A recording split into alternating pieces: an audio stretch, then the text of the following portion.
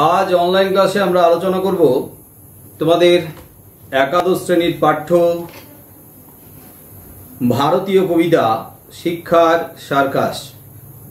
এর আগে এই শিক্ষার সার্কাস কবিতার উপরে একটা ক্লাস করানো হয়ে গেছে, যেখানে শিক্ষার প্রকৃত উদ্দেশ্য কি, কেন আমরা শিক্ষা লাভ করব, শিক্ষা গ্রহণ করব, শিক্ষা আমাদের জীবনে ঠিক কি ভূমিকা নেয়, কতখানি ভূমিকা নেয়, সেই সম্পর্কে আলোচনা হয়েছে বর্তমান শিক্ষা পদ্ধতি সম্পর্কে। আর এই শিক্ষা পদ্ধতিতে যে আমরা সবাই অভ্যস্ত, আমরাও এই পদ্ধতিতে অভ্যস্ত ছিলাম, আমরাও এই পদ্ধতিতে আমরা আমাদের পাঠ্যপুস্তক থেকে শিক্ষা লাভ করেছি, জ্ঞান অর্জন করেছি। তোমরাও আর বর্তমানে এই পদ্ধতির ভেতর দিয়ে চলেছ, আমরাও এই পদ্ধতিতে তোমাদেরকে অভ্যস্ত করিয়ে চলেছি। এবং লেখক তথা কবি আইয়াপ্পা পানিকর এই পদ্ধতিতে কতখানি অসন্তোষ প্রকাশ করেছেন সে সম্পর্কেও আলোচনা করেছিলাম। সেখান থেকে বেরিয়ে এসে কোন পদ্ধতিকে অবলম্বন করে প্রকৃত শিক্ষা বা প্রকৃত জ্ঞান লাভ করা যায় সে সম্পর্কেও অল্প বিস্তর আলোচনা হয়েছে। তার মানে এই কবিতার যে প্রেক্ষাপট, এই কবিতা রচনার যে উদ্দেশ্য, এবং এই কবিতা বর্তমানে স্বাধীন ভারতবর্ষে এই সময় দাঁড়িয়ে লেখা হলেও পূর্ববর্তী অর্থাৎ স্বাধীনতার পূর্ববর্তী সময়কালের শিক্ষা পদ্ধতিও আর বর্তমানে শিক্ষা পদ্ধতি, এই কবিতার যে মূল উপজীব্য বিষয় সেটা সম্পর্কে তোমরা একেবারে পরিষ্কার হয়ে গেছো। আজকের আলোচনা হবে কবি আইয়াপ্পা পানিকরের শিক্ষার সার্কাস এই কবিতার লাইন ধরে ব্যাখ্যা। আর লাইন ধরে ব্যাখ্যা করতে গিয়ে যে সমস্ত লাইন থেকে প্রশ্ন হবে সেগুলো দাগ দিয়ে সেখান থেকে এসিকিউর প্রশ্নগুলো দেব, যেখান থেকে এমসিকিউর প্রশ্ন হবে সেগুলোকে ব্র্যাকেটে রাখতে বলবো। আর এখান থেকে কি ধরনের রচনাধর্মী প্রশ্ন হতে পারে 5 নম্বরে 150টা শব্দের মধ্যে লিখতে হবে, সেই রচনাধর্মী প্রশ্ন ব্রড কোশ্চেন নিয়েও একটু আলোচনা করে দেব। কবি আইয়াপ্পা পানিকরের শিক্ষার সার্কাস, অনুবাদক অর্থাৎ অনুবাদ করেছেন উৎপল কুমার বসু। তুমি যদি প্রথম শ্রেণীতে পাশ করো, আমি দ্বিতীয় শ্রেণীতে যেতে পারি। তুমি যদি দ্বিতীয় শ্রেণীও পাশ করো, যদি আমি দ্বিতীয় শ্রেণীতে পাশ করি, বেশ, আমি সোজা তৃতীয় শ্রেণীতে যেতে পারি। তুমি যদি তৃতীয় শ্রেণীও পাশ করো, বেশ, আমি তৃতীয় শ্রেণীও পাশ করি। বেশ, তাহলে 1, 2, 3, 4, তাহলে আমি চতুর্থ শ্রেণীতে বসতে পারি। তুমি যদি এই সবগুলো শ্রেণী পাশ করো, যদি সব শ্রেণী শেষ হয়ে যায়, তবু পরের শ্রেণীতে যাব। সব শিক্ষা একটি সার্কাস, যার সাহায্যে আমরা পরের শ্রেণীতে উত্তীর্ণ হই। জ্ঞান কোথায় গেল? সে যেখানে গেছে সেটা ধোঁকা। এই কবিতার লাইন ধরে আলোচনা আজকে করব, কিন্তু গত ক্লাসে আলোচনা করার সময় যেভাবে বোঝানো হয়েছে তাতে এই কবিতার যে কোনো লাইন থেকে প্রশ্ন এলে আশা করি তোমরা লিখতে পারবে। তাও আরো একটু সহজ করে লাইন ধরে ব্যাখ্যা করে দিচ্ছি। শিক্ষার সার্কাস কবিতায় শিক্ষার মূল উদ্দেশ্য সেই সম্পর্কে আলোচনা করা হয়েছে। আর সেই মূল উদ্দেশ্য বা মূল লক্ষ্য যখন নষ্ট হচ্ছে, তখন কবির ভেতরে যে অসন্তোষ তারই বহিঃপ্রকাশ ঘটছে, এবং কবি এই পদ্ধতি থেকে বেরিয়ে এসে উত্তরণের একটা রাস্তাও বাতলে দিয়েছেন। অর্থাৎ বর্তমান শিক্ষা পদ্ধতি যদি শিক্ষার্থীদের জন্য বোঝা হয়ে দাঁড়ায়, শিক্ষার্থীদেরকে যদি ভারাক্রান্ত করে, শিক্ষার্থীরা যদি হাঁপিয়ে ওঠে, তারা যদি দম বন্ধ করা এই পরিবেশে ছটফট করতে থাকে, তাহলে এখান থেকে বের করে তাদের যে শিক্ষা, যে জ্ঞান দান করা উচিত, যার দ্বারা তাদের সর্বাঙ্গীন তোমাদের সর্বাঙ্গীন বিকাশ ঘটে, সম্ভব হয়, সেই শিক্ষা পদ্ধতিটা শুধুমাত্র চার দেওয়ালের মধ্যে স্কুল, কলেজ, ইউনিভার্সিটির অর্থাৎ প্রথাগত যে শিক্ষা, প্রাতিষ্ঠানিক শিক্ষা, সেই শিক্ষা একমাত্র শিক্ষা লাভের পদ্ধতি বা মাধ্যম হতে পারে না। প্রাতিষ্ঠানিক শিক্ষার প্রয়োজন যে নেই তা নয়, প্রাতিষ্ঠানিক শিক্ষা বা প্রথাগত শিক্ষা, সেই শিক্ষারও প্রয়োজন আছে। পুঁথি থেকেও আমরা জ্ঞান লাভ করতে পারি, কিন্তু শুধুমাত্র পুঁথি নির্ভর শিক্ষা আমাদেরকে রীতিমতো নিরস করে, তার প্রতি যে আমাদের আগ্রহ, আমাদের উৎসাহ, সেটা কমে যায়। তাহলে এর পাশাপাশি পুঁথিগত শিক্ষা, পুঁথিগত জ্ঞান, প্রথাগত শিক্ষার পাশাপাশি নিজেদেরকে পরিপূর্ণ করার জন্য আরও যে জ্ঞান লাভ বা শিক্ষা অর্জন, সেটা প্রকৃতির কোল থেকে, অর্থাৎ এই বিশ্ব প্রকৃতি থেকে, এই বিশ্ব জগৎ থেকে আমাদের সেই শিক্ষা বা জ্ঞান লাভ করতে হবে। তার জন্য শুধুমাত্র চার দেয়ালের মধ্যে নয়, চার দেয়ালের বাইরে গিয়ে আমাদেরকে প্রকৃতির মুক্তাঙ্গনে বিচরণ করতে হবে।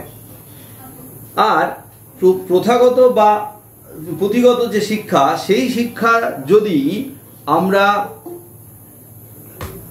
আত্মস্থ করে আমাদের জীবনে কাজে লাগাতে পারি বাস্তবিকভাবে, তাহলে কিন্তু তারও সার্থকতা রয়েছে।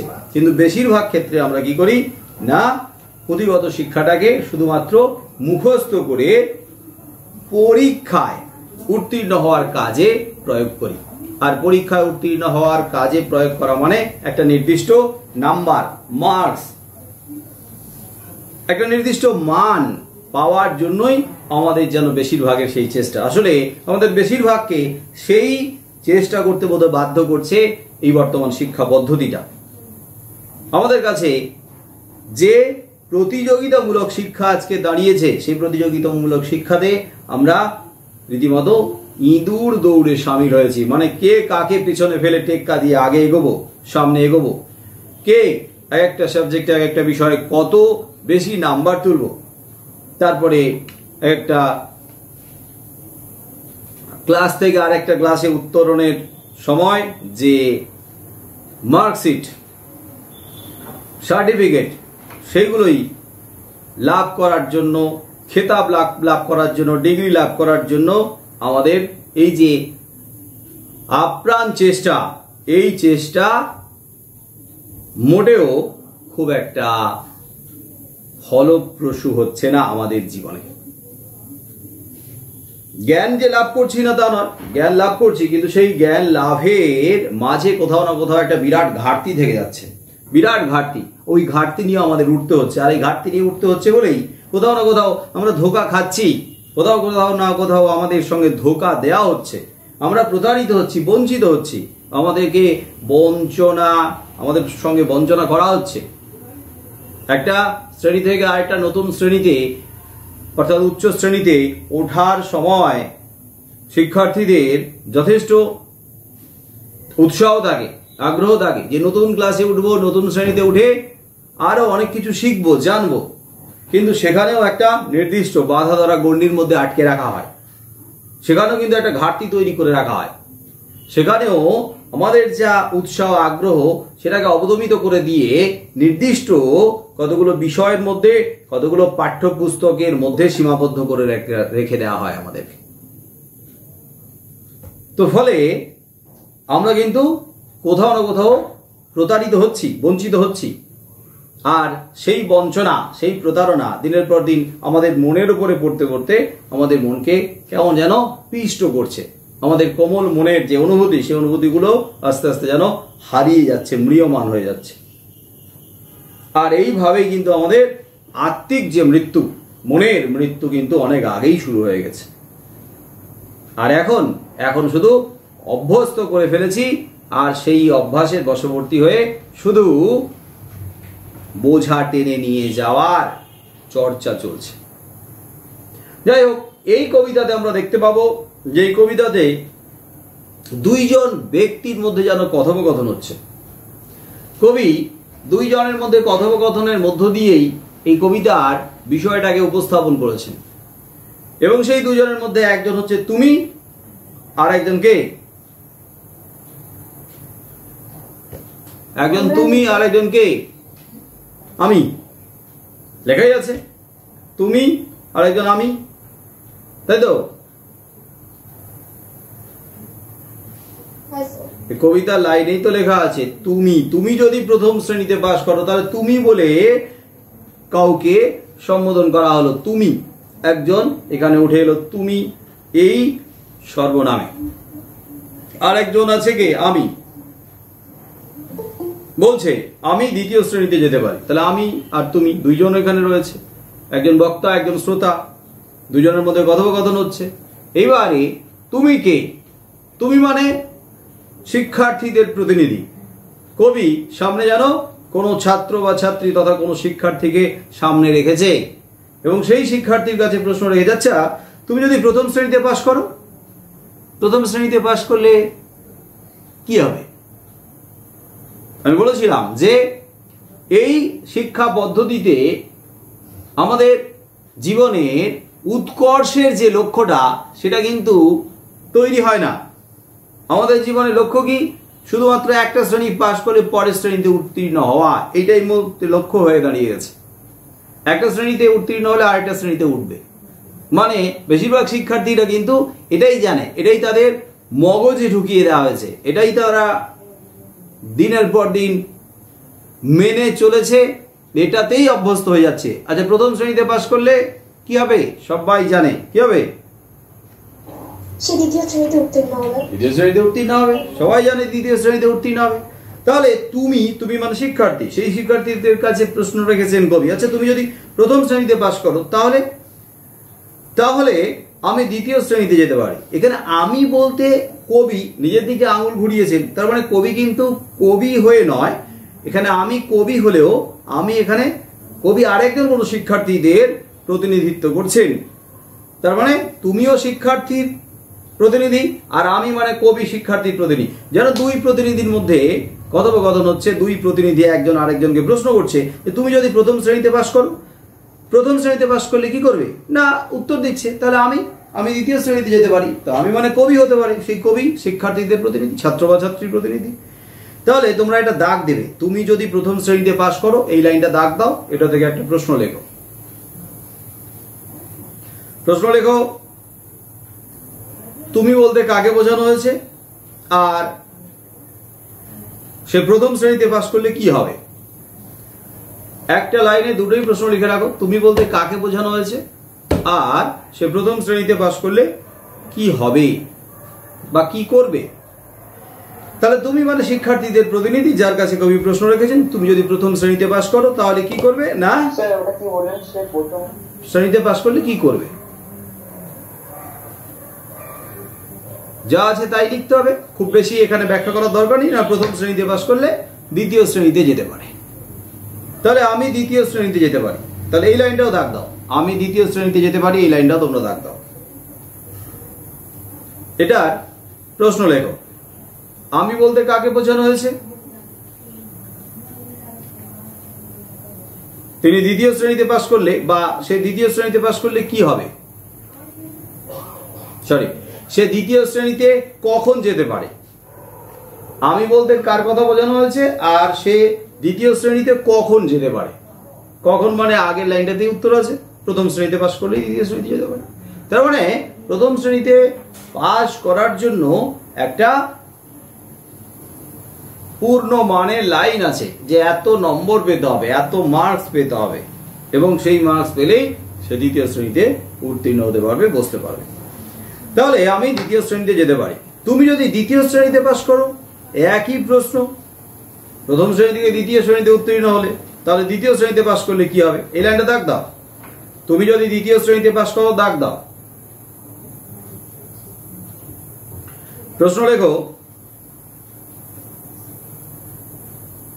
তুমি বলতে কার কথা বলা হয়েছে, আর সে দ্বিতীয় শ্রেণীতে পাশ করলে কি হবে বা কি করবে? দ্বিতীয় শ্রেণীতে পাশ করলে কি করবে বা কি হবে? তাহলে তুমি ওই শিক্ষার্থীদের প্রতিনিধি, এখানে কোন এক শিক্ষার্থীদের প্রতিনিধিত্ব করছে তুমি, তো তুমি মানে কোন এক শিক্ষার্থী, সে যদি দ্বিতীয় শ্রেণীতে পাশ করে তাহলে কি হবে না, দ্বিতীয় শ্রেণীতে পাশ করলে আমি মানে সেই শিক্ষার্থী মানে কবি হয়ে তার কথাই বলেছেন যে আমি দ্বিতীয় শ্রেণী পাশ করি, বেশ আমি সোজা তৃতীয় শ্রেণীতে বসতে পারি। যদি আমি দ্বিতীয় শ্রেণী পাশ করি তাহলে সোজা তৃতীয় শ্রেণীতে বসতে পারি। তাহলে বুঝতে পারছো, ধাপে ধাপে ধাপে ধাপে সেই সিঁড়ি ভাঙা অঙ্কের মতো একটার পর একটা ক্লাস থেকে আরেকটার পর একটা ক্লাসে উঠে যাওয়া পাশে করার মধ্য দিয়ে। এই লাইনটা দাগ দাও, আমি সোজা তৃতীয় শ্রেণীতে যেতে পারি, এটা দাগ দাও। আমি সোজা তৃতীয় শ্রেণীতে যেতে পারি, এটা দাগ দাও। প্রশ্ন লেখো,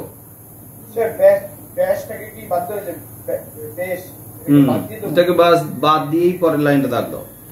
আমি সোজা তৃতীয় শ্রেণীতে যেতে পারি। প্রশ্ন লেখো,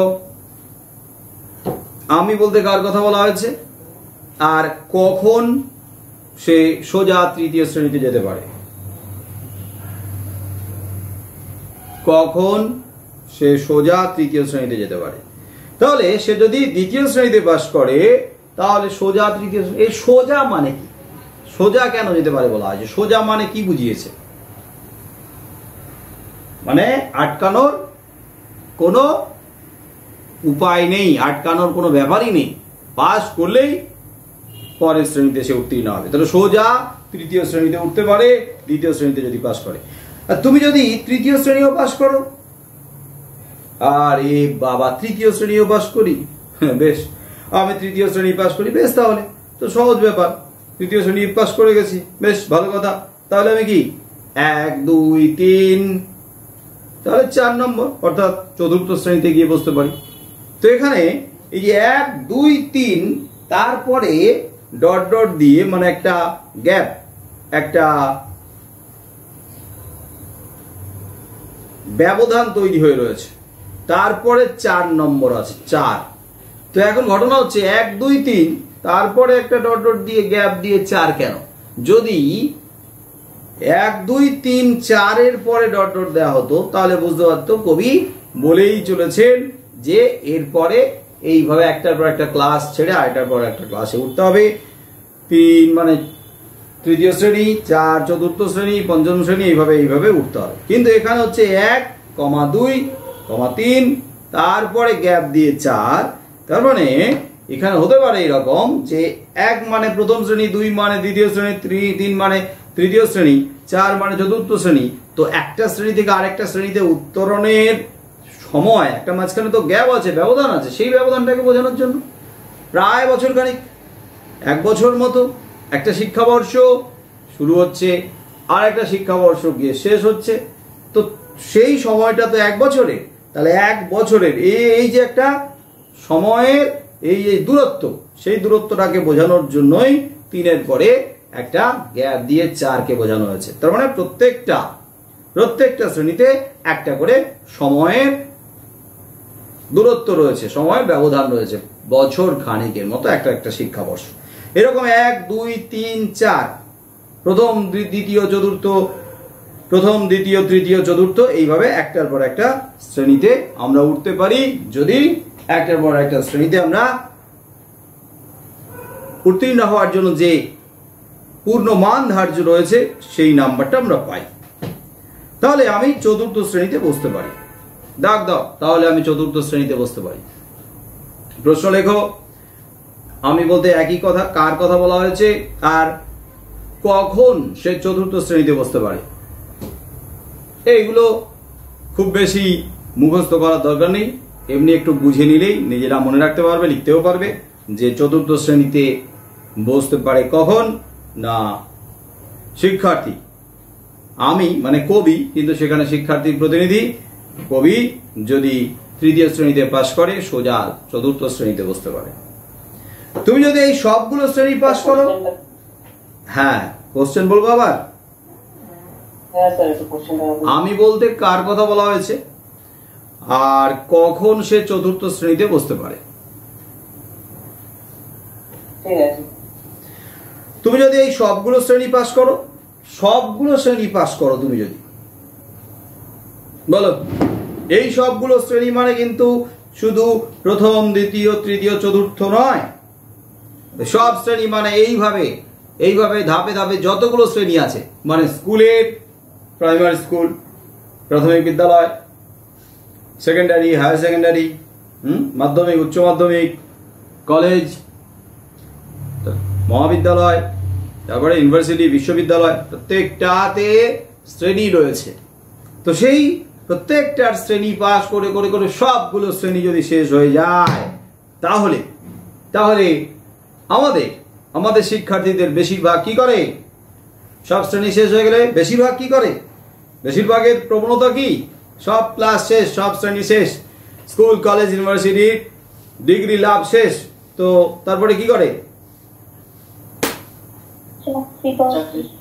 হ্যাঁ, চাকরি পেয়ে গেল, তারপরে কি করে?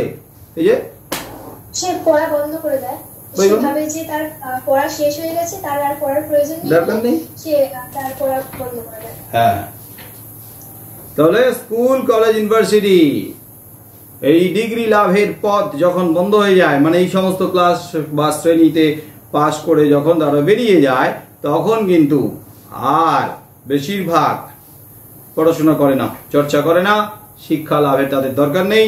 তারা মনে করে স্কুল কলেজের ডিগ্রি সার্টিফিকেট পেয়ে গেছি, স্কুল কলেজ থেকে ইউনিভার্সিটি থেকে খেতাব পেয়ে গেছি, চাকরি পেয়ে গেছি, অতএব সব শ্রেণী শেষ হয়ে গেছে, আর কোনো শ্রেণী নেই, তার মানে শিক্ষার সমাপ্তি।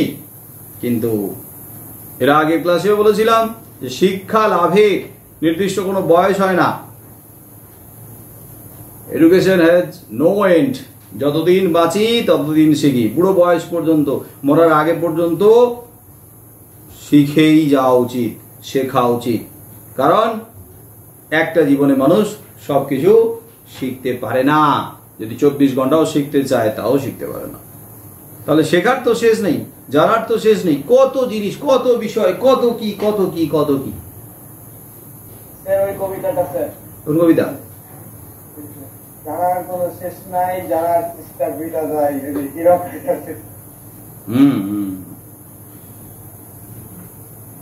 ওই যে তোমাদের ক্লাস 9-এ প্রফেসর শঙ্কুর ডায়েরি ছিল না, স্বর্ণপর্ণী গল্প যেটা ছিল, স্বর্ণপর্ণী, সেখানে আমরা দেখেছিলাম প্রফেসর শঙ্কুকে তার বাবা কি বলেছিল? তার বাবা বলেছিল অধ্যাপনা করবে, চাকরি বাকরি করবে, কিন্তু তাড়াতাড়ি যখন খুব কম বয়সের মধ্যে তার পড়াশোনা শেষ হলো, তখন কিন্তু বলেছিল যে কলকাতা থেকে চাইলে তিনি বই আনিয়ে দেবেন। কত ধরনের বই রয়েছে, হ্যাঁ, বিজ্ঞান, সাহিত্য, কত ধরনের বই রয়েছে। তো বছর 4 ধরে তিনি আরো কত ধরনের বই পড়েছিলেন। তার মানে কেউ যদি মনে করে আমি সায়েন্স নিয়ে পড়ছি, শুধুমাত্র বিজ্ঞান পড়বো, কেউ যদি মনে করে আমি আর্টস নিয়ে পড়ছি, শুধুমাত্র আমি আর্টসের কলা বিভাগের সাবজেক্টগুলো পড়বো, কেউ যদি মনে করে কমার্স পড়ছি, তার মানে কমার্সের যে সাবজেক্টগুলো শুধু সেইটুকুই পড়বো, ভুল ধারণা। কারণ সমস্ত সাবজেক্ট, সমস্ত বিষয় থেকে অর্জিত যে জ্ঞান লাভ করি আমরা, যে জ্ঞান, তাই কিন্তু পরবর্তীতে নিজেকে পরিপূর্ণ করে। যে কোনো কাজের জন্য, যে কোনো বিষয় থেকেই যে কোনো মুহূর্তে সেই জ্ঞানটা নিয়ে আমরা প্রয়োগ করতে পারি। বুঝতে পারবে না যে কখন কিভাবে সেটা কাজে লেগে যাবে। কি ঠিক বললাম কিনা? মানে শুধু সাবজেক্টের কথাও নয়, যে জীবন থেকে যে নেওয়া অভিজ্ঞতা, জীবনের যে অভিজ্ঞতা, দেখবে কত আঘাত, কত সমস্যা, কত দুর্যোগ, ঝড় ঝাপটা, বাধা বিপত্তি, দুঃখের, আবার কত আনন্দের, ভালো লাগার, কত অভিজ্ঞতা আছে। দেখবে ওই সমস্ত অভিজ্ঞতাগুলোই পরবর্তীকালে দেখবে তোমাদের গবেষণার জন্য, তোমাদের চর্চার জন্য, প্রতিষ্ঠিত হওয়ার জন্য বিরাটভাবে কাজ দিচ্ছে, বিরাটভাবে কাজে লাগছে। কারণ অভিজ্ঞতাও তো মানুষকে সঠিক পথ দেখায়। এখন চট জলদি সিদ্ধান্ত নেওয়ার জন্যও কিন্তু জীবনে বিপুল অভিজ্ঞতা ভীষণভাবে কাজ দেয়। শুধুমাত্র কয়েকটা বই পড়লে হয় না, নির্দিষ্ট স্ট্রিমে আটকে থেকে সেই কয়েকটা বই পড়লে হয় না। যাই হোক, তো আমরা কোথায় ছিলাম? স্যার তাহলে আমি চতুর্থ শ্রেণীতে বসতে পারি, এই লাইনটা। হ্যাঁ, তাহলে 1 2 3 4 এইভাবে একের পর এক শ্রেণী উত্তীর্ণ হয়ে চতুর্থ শ্রেণীতে বসতে পারি। তুমি যদি এই সবগুলো শ্রেণী পাশ করো, এই লাইনটা দাগ দাও, প্রশ্ন লেখো। তুমি বলতে কাকে বোঝানো হয়েছে, আর সে সবগুলো শ্রেণী পাশ করলে কি হবে, কি করবে। এখন তুমি মানে কবিকেই যদি প্রশ্ন করা হয়, কবি এখানে তুমি শিক্ষার্থী, কেউ প্রশ্ন করছে আচ্ছা তুমি যদি সবগুলো শ্রেণী পাশ করো কি করবে, তাহলে হয়তো অন্যান্য শিক্ষার্থীদের কাছ থেকে এই উত্তর আসবে, সব শ্রেণী শেষ হয়ে গেলে আমি কি করব, বই বন্ধ করে দেবো, আর জ্ঞান লাভ শিক্ষা লাভ করার আমার দরকার নেই। কিন্তু কবি তো সেই প্রতিনিধিত্ব করছে না, তাদের মতো মানসিকতার শিক্ষার্থীদের প্রতিনিধিত্ব করছেন না। কবি সেই ধরনের মানসিকতা শিক্ষার্থীদের প্রতিনিধিত্ব করছেন যারা সব শ্রেণী শেষ হয়ে গেলেও পরের শ্রেণীতে যাবে, অর্থাৎ তাদের জ্ঞান অর্জনের যে প্রক্রিয়া সেটা অনবরত চলতেই থাকবে, অর্থাৎ জ্ঞান লাভের প্রক্রিয়াতে কোনো খামতি ঘাটতি বিচ্ছেদ আসবে না। তবুও আমি পরের শ্রেণীতে যাব। তাহলে বলো, স্কুল কলেজ ইউনিভার্সিটি মানে এই প্রথাগত প্রাতিষ্ঠানিক শিক্ষার যে গণ্ডি, সেই শ্রেণীগুলো যদি শেষ হয়ে যায়, তারপরে একটা বিরাট বড় শ্রেণী আছে, যে শ্রেণীতে আমরা পা দিলে শুধুই অনবরত শিক্ষা লাভের প্রক্রিয়া চলতে থাকে, সেখানে কোনো বাধা ধরা গণ্ডিই নেই। কোন শ্রেণী সেটা?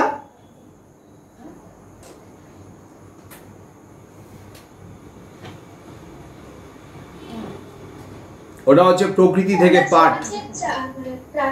হ্যাঁ, প্রকৃতি, এই যে বিরাট বড় প্রকৃতি, এটাই হচ্ছে শিক্ষালয়, এটাই হচ্ছে পাঠশালা। প্রকৃতির মতো বিরাট বড় পাঠশালা, বিরাট বড় শিক্ষার জগৎ আর নেই। তাহলে সব শ্রেণী যদি শেষ হয়ে যায়, মানে প্রাতিষ্ঠানিক শিক্ষার গণ্ডি যদি শেষ হয়, তারপরে যে শ্রেণীটা হচ্ছে সেটাই হচ্ছে একটা সীমাহীন পাঠশালার যে জগৎ, সেটা হচ্ছে প্রকৃতি থেকে নেওয়া শিক্ষা। তাহলে প্রকৃতি থেকে শিক্ষার জন্য কবি সব শ্রেণী শেষ হলেও সেই পরের শ্রেণীতে যাবে। তাহলে প্রশ্নটা হচ্ছে যে সব শ্রেণী যদি পাশ করে যায় তাহলে কি হবে? তাহলে কবি মানে শিক্ষার্থী থামবে না। যদি সব শ্রেণী শেষ হয়ে যায় তবু আমি পরের শ্রেণীতে যাব। এই পরের শ্রেণী কেউ হয়তো ভাবতে পারে এই পরের শ্রেণী মানে হয়তো কোনো প্রতিষ্ঠানের শ্রেণীর কথা বলা হয়েছে। না না না না, কারণ বলাই হয়েছে প্রতিষ্ঠানের সবগুলো শ্রেণী শেষ হয়ে যায়। যদি প্রাথমিক বিদ্যালয়ের নয়, সমস্ত বিদ্যালয়, কলেজ, ইউনিভার্সিটি, সমস্ত প্রতিষ্ঠানের শ্রেণী যদি শেষ হয়ে যায়, সবগুলো শ্রেণী এই অর্থে শেষ হয়ে গেলে তারপরে শিক্ষার্থী কি করবে? তবু আমি পরের শ্রেণীতে যাব, অর্থাৎ নিরবচ্ছিন্ন এই প্রক্রিয়া চলতে থাকবে শিক্ষা লাভের, জ্ঞান অর্জনের।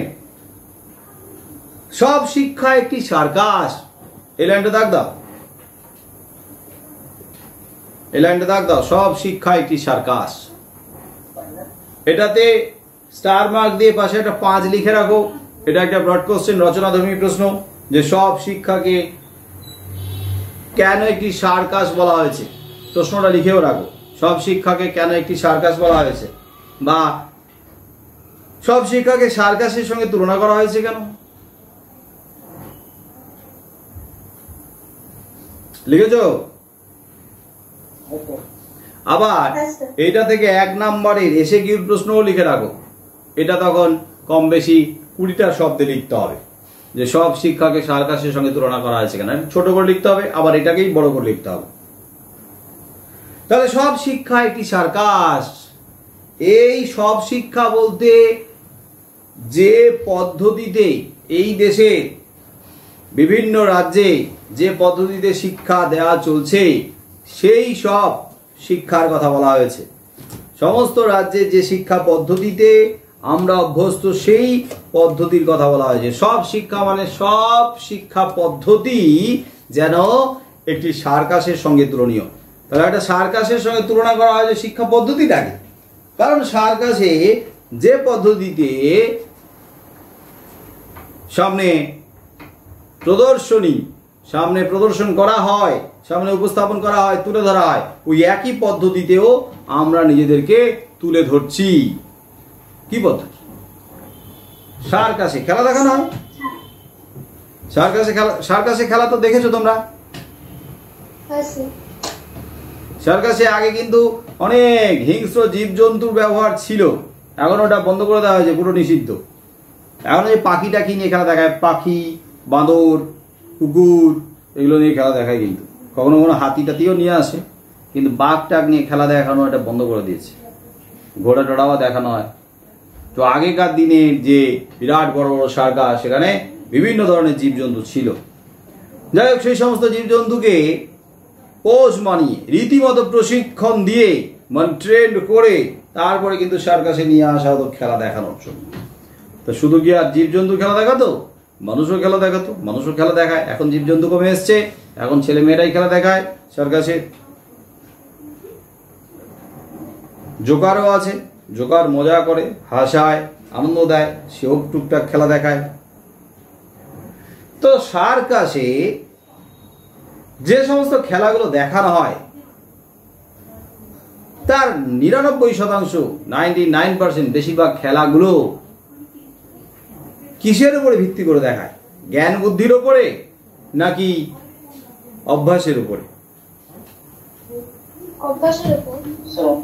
অভ্যাসের উপরে। জ্ঞান বুদ্ধির উপরে সার্কাসে কোথায় তেমন খেলা দেখানো হয়? বুদ্ধির খেলা কোথায়? সবই বেশিরভাগ দেখা যাচ্ছে অভ্যাসের খেলা, চর্চা। একই জিনিস প্রতিদিন যদি আমরা চর্চা করতে থাকি, তাতেই আমরা অভ্যস্ত হয়ে যাই। তাহলে সেই অভ্যাসের দ্বারা যে প্রদর্শনী, সেটাই সার্কাসে তুলে ধরা হয়। তো সেখানে জ্ঞান বুদ্ধির যোগ প্রায় নেই বলা চলে। সেখানে জ্ঞান বুদ্ধি, নিজস্ব চিন্তাধারার, নিজস্ব চিন্তা চেতনার, নিজস্ব বুদ্ধির, নিজের মাথা খাটানোর জায়গা, রীতিমতো ভাবনা চিন্তা করে তাকে তুলে ধরা, সেই জায়গার যথেষ্ট অভাব রয়েছে সার্কাসে।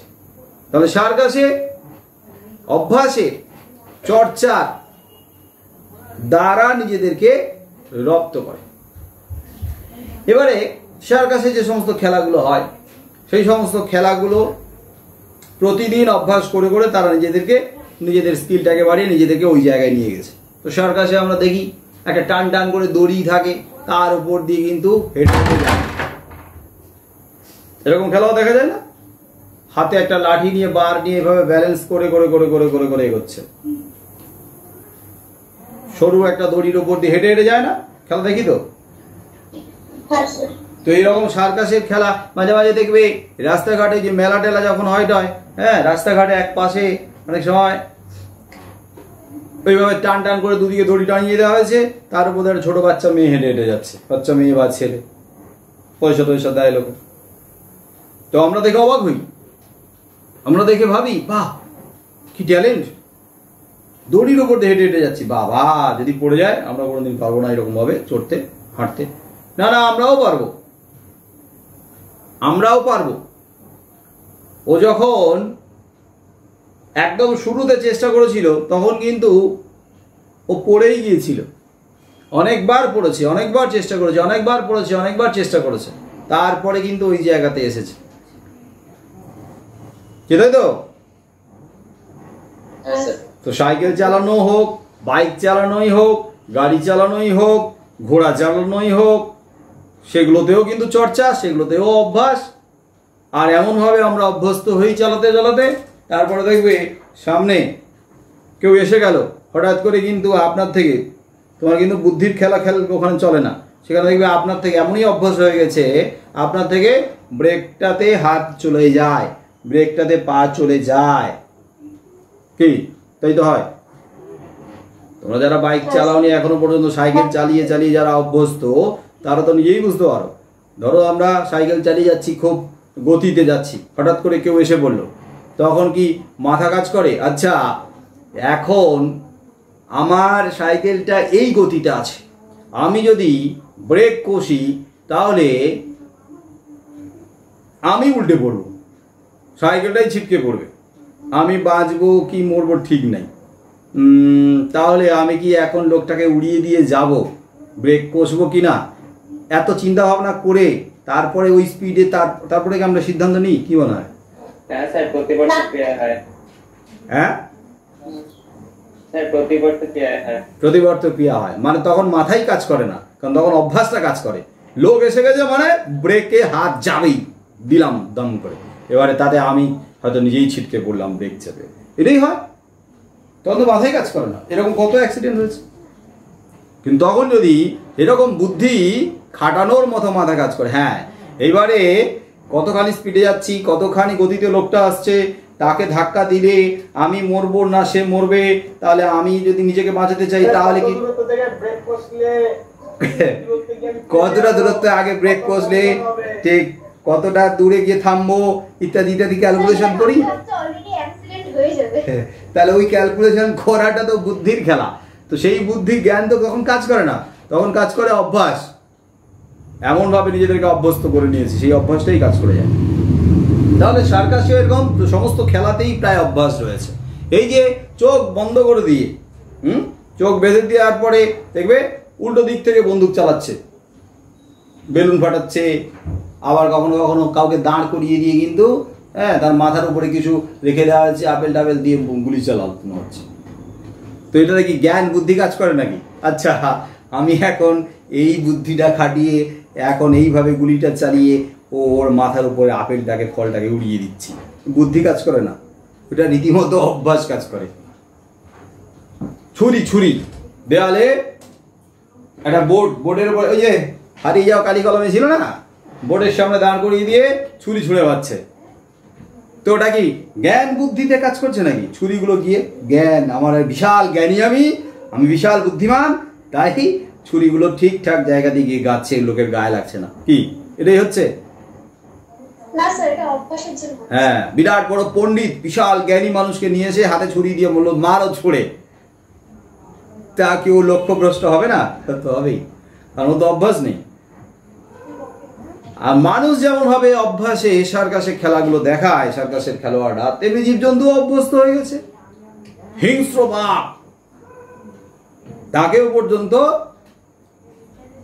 কিভাবে কাবু করে দিয়েছে, বিড়াল করে দেওয়া হচ্ছে। বিড়াল, যে বাঘটাকে চালনা করতো তার হাতে কি থাকতো? হান্টার, চাবুক। সেই চাবুকের আঘাতে কারেন্ট থাকবে হ্যান্ডেলে, চাবুকের হ্যান্ডেলটাতে চাপলে কিন্তু পুরো বাকিটা পুরো শক, কারেন্টের শক লাগবে। আর বাঘ যখন এদিক ওদিক যাবে মনে করবে দিল একটা চাবুকের বাড়ি, বাঘ একেবারে কুঁকড়ে বিড়াল হয়ে বসে আছে এক জায়গায়। আর তোমাদের মতো যারা একজন বিশাল বড় বড় বাঘ আছো, সেই সমস্ত বাঘের অবস্থা কি? ছোট থেকে পিটাতে বিড়াল ছানা করে দিয়েছে। ভয় দেখাতে দেখাতে, শাসন করতে করতে, মারধর করতে করতে, চোখ রাঙিয়ে রীতিমতো বিড়াল ছানা হয়েছে। আগে ছিল বাঘের ছানা, লম্ফ জম্ফ, লাফালাফি, দৌড় ঝাঁপ। আর এখন কি করে দিয়েছে? ঠান্ডা, চাপে চুপে হয়ে গেছে তোমরা বাঘ থেকে বিড়াল ছানায়। বিশাল বড় হাতি, এটা খেলা দেখানো হয় না? হাতিকে একটা ছোট টুলের উপরে বসিয়ে দিয়েছে সার্কাসে। খেলা দেখো, এরকম খেলা দেখানো যায় না? হাতি এত বড় দেহটা নিয়ে একটা ছোট গোল টুলের উপরে উঠে বসে আছে। দেখেছো এই খেলা? আমি তো দেখেছি। প্রথমে হাতির সামনের পায়ে বাড়ি মারে, সামনের পাটা তুললো টুলের উপরে, তারপর আরেকটা পায়ে বাড়ি মারে, আরেকটা পা তুললো, তারপরে আবার পেছনে একটা পায়ে বাড়ি মারে, তখন আরেকটা পা তুললো, 3 পা। এইবারে ব্যালেন্স করে তাকে উঠতে হবে, তো আরেকটা পায়ে দুম করে মারলে আস্তে আস্তে ব্যালেন্স করে ওই 4 পা কোনোভাবে রাখে, তারপরে পা তুলে বসে পড়েছে। একটা টুলের উপরে এত বড় হাতিকে যদি বসিয়ে দেওয়া যায়, তাহলে কিসের কারণে বসেছে হাতি? কিসের কারণে বসেছে? হ্যাঁ, অভ্যাস তো তাকে করতে হয়েছে, তাকে তো অভ্যাস তো করানো হয়েছে। কিন্তু হাতিটা কি মন থেকে করেছে? মন থেকে করেছে? হাতিটা কি মন থেকে টুলে বসেছে? আমার আর ঘুরতে ভালো লাগছে না, আমি টুলে বসে আরাম করব, কি মনে হয়? মন থেকে করেছে হাতি? না, মন থেকে তো করেইনি। তাহলে ভয়ে করেছে, ভয়ে এমন ভাবে দিনের পর দিন তাকে পিটানো হয়েছে, পিটাতে পিটাতে ভয় দেখিয়ে দেখিয়ে দেখিয়ে দেখিয়ে ওই জায়গাতে নিয়ে এসেছে, কাবু করা হয়েছে। তাহলে ভয় দেখিয়ে বাঘকেও বিড়াল করে দেওয়া যায়, ভয় দেখে বিশাল বড় দেহের হাতিকেও টুলে বসানো যায়, ভয় দেখিয়ে জীবজন্তুকে পোষ মানানো যায়, বাগে আনা যায়। আর তোমরা তো সাধারণ বাচ্চা কাচ্চা। হ্যাঁ, তাহলে তোমাদেরকে ভয় দেখিয়ে কত কি করানো যায় তার প্রমাণ তোমরা পেয়ে গেছো, ঠিক কিনা? তাহলে ভয় দেখে মুখস্থ করানো যায় কিনা বলো? ভয় দেখে মুখস্থ করানো যায় কিনা? পরীক্ষার ভয়, মুখস্থ কর মুখস্থ করো মুখস্থ করো। হ্যাঁ, নোটটা কিন্তু খুব সুন্দর করে লিখতে হবে, একেবারে হুবহু যা আছে সুন্দর দারুণ দারুণ শব্দ দিয়ে তৈরি করা হয়েছে, স্ট্যান্ডার্ড নোট। ভয় দেখানো হয়েছে কিনা মুখস্থ করার জন্য? এটাও তো ভয়। কিসের ভয়? পরীক্ষার ভয়, বেশি নাম্বার পেতে হবে, একটা ভয় দেখানো হয়েছে, সামনে একটা লোভ দেখানো হয়েছে।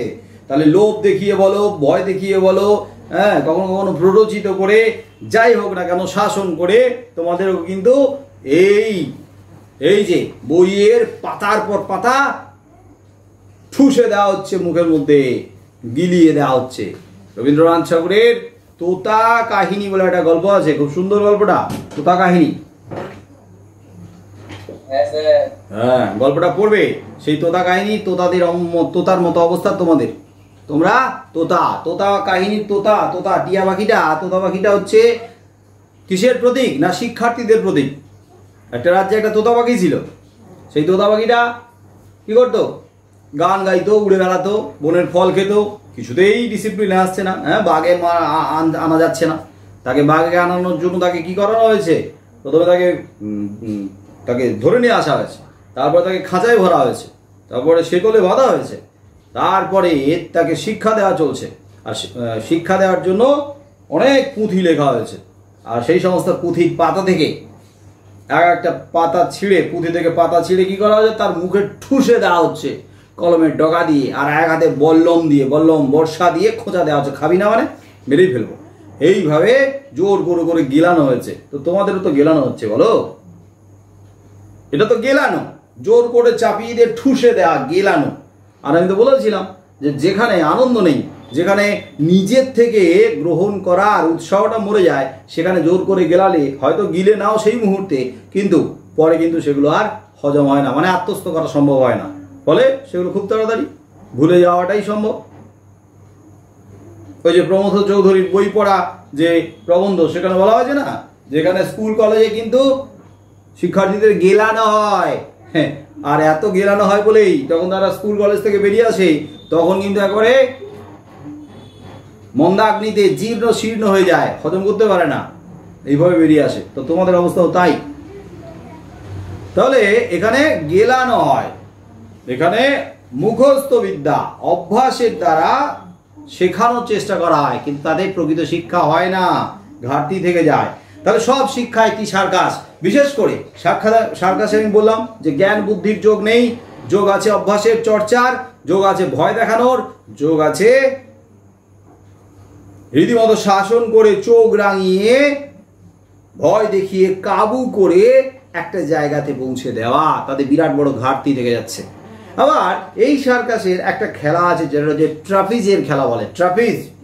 ট্রাপিজের খেলাটা একদম সার্কাসের শেষের দিকে, সেই খেলাটা একদম শেষে গিয়ে সেই খেলাটা হয় ট্রাপিজের খেলা। ওই যে শূন্যে দড়ি ধরে ঝুলে যে খেলাটা খেলে, এটাকে ট্রাপিজের খেলা বলে।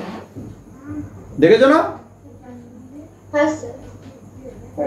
ওই যে ফির হেরাফেরিতে আছে, অক্ষয় কুমারের ফির হেরাফেরি আছে না একটা সিনেমা, পরেশ রাওয়াল।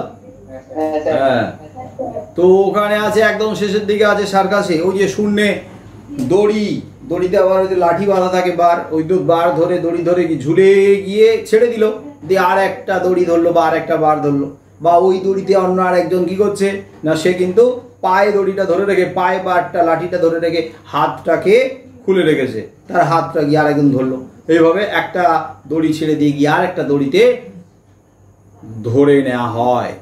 তাহলে সার্কাসে যেমন ট্রাপিজের খেলায় শূন্যে দড়ি ধরে কিছুটা ঝুলে গিয়ে দুলে গিয়ে আর একটা দড়ি ধরা হয়, মানে ওটা ছেড়ে দিয়ে আর একটা দড়ি ধরা হয়। ঠিক তেমনি ভাবে এই যে প্রাতিষ্ঠানিক শিক্ষা পদ্ধতি আমরা কি দেখছি, এই প্রথাগত শিক্ষা পদ্ধতিতেও শিক্ষার্থীদেরকে একটা শ্রেণী ছেড়ে দিয়ে আরেকটা শ্রেণীতে উঠতে হয়।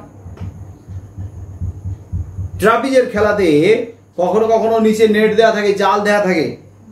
কেন জাল দেওয়া থাকে? কোনো কারণে হাত ছেড়ে পড়ে যেতে পারে, এই ভয় পড়ে যেতেই পারে।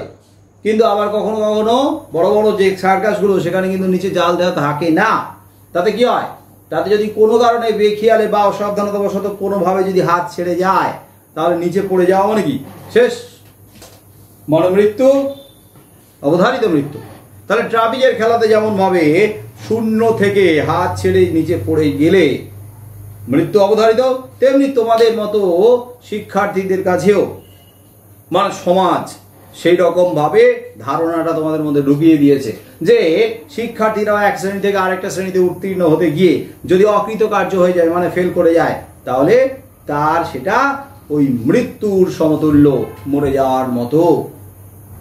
ফেল করে গেছে, কোনো কারণে অকৃতকার্য হয়েছে, আরে ফেল করে যাওয়া, অকৃতকার্য হওয়া, সেটা তো জীবনের বিরাট বড় শিক্ষা। ওই শিক্ষাটা নিয়ে পরবর্তীতে এগিয়ে চলো না, সেই সুযোগটা সমাজ যেন করে দিতে চায় না, বরং ফেল করে গেলে তাকে এমন ভাবে অপদস্থ করে, সমালোচনা করে, জেরবার করে, তাকে ওইখানে আরো শেষ করে দেয়, তার মানসিকতাটাকে, তার যে আত্মবিশ্বাসটাকে একদম তলানিতে পৌঁছে দেয়।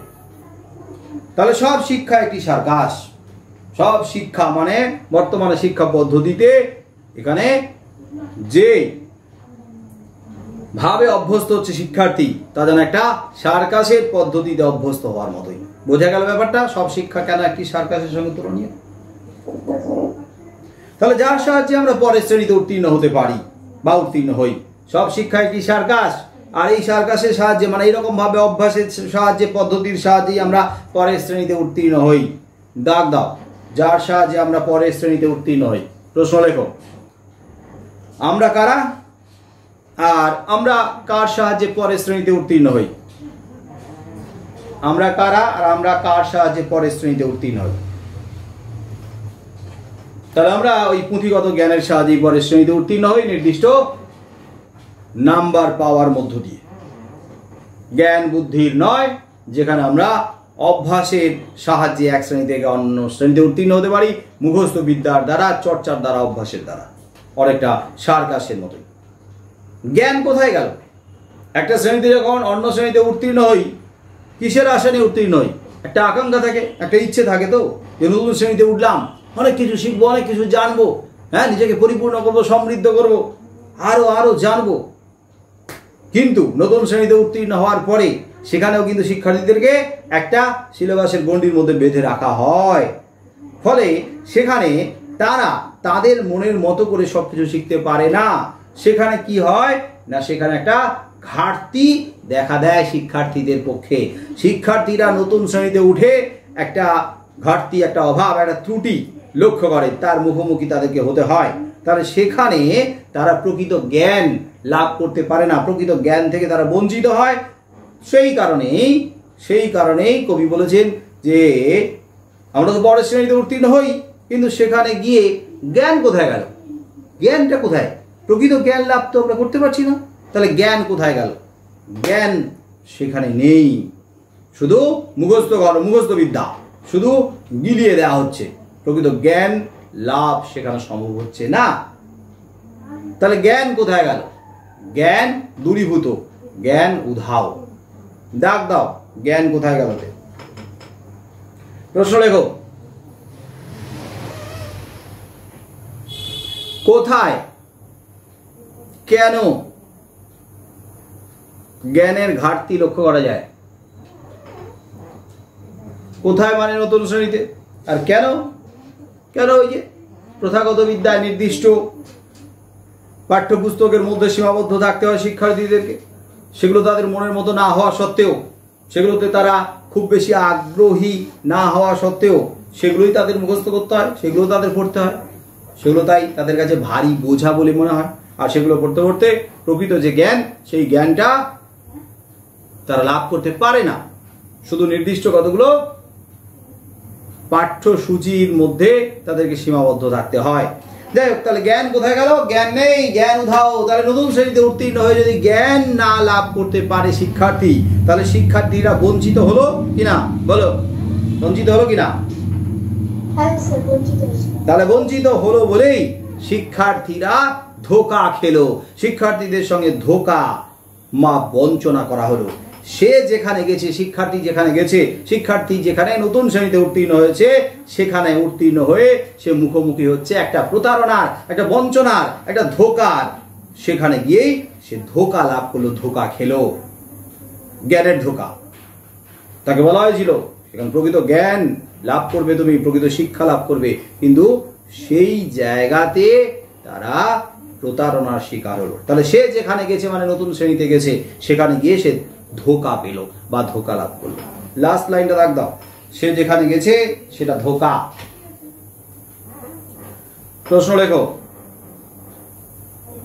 কে কোথায় গেছে?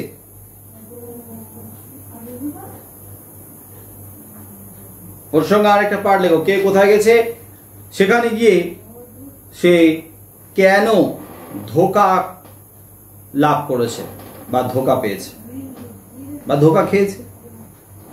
সেখানে গিয়ে সে কেন ধোঁকা লাভ করেছে বা ধোঁকা খেয়েছে বা ধোঁকা পেয়েছে?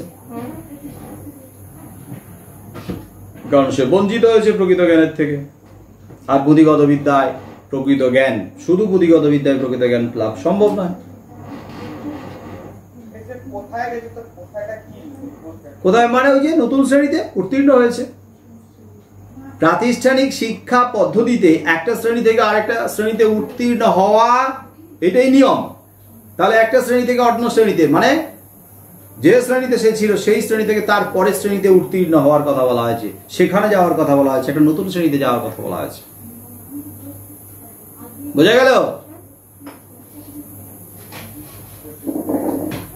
তাহলে আজকের লাস্টেরটা, হ্যাঁ লাস্টেরটা 5ও হতে পারে। তোমরা 5-এর মতো একবার করবে, আবার একবার 1-এর মতো এসে কি প্রশ্নও করবে। 5-এর জন্য করবে বড় করে একটা ব্যাখ্যা করবে, আর একটা 1-এর জন্য এসে গিয়ে প্রশ্নের উত্তর। তাহলে আজকের এই পর্যন্ত। যে সমস্ত প্রশ্নগুলো দেওয়া হলো সেই সমস্ত প্রশ্নের উত্তরগুলো রেডি করে রাখো, তৈরি করে রাখো, ঠিক আছে? হ্যাঁ স্যার। ওকে ওকে, আজকে এই পর্যন্ত। Good night, tata, by.